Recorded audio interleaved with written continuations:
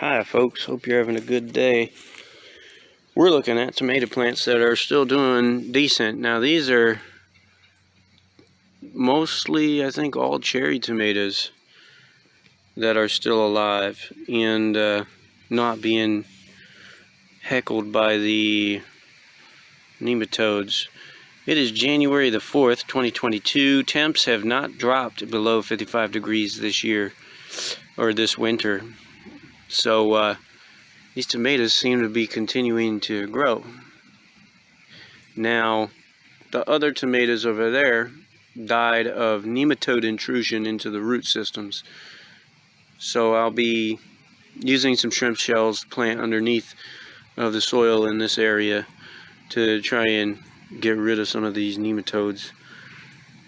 Anyhow, I just wanted to update you on the progress of the tomatoes. It's pretty cool that they're surviving.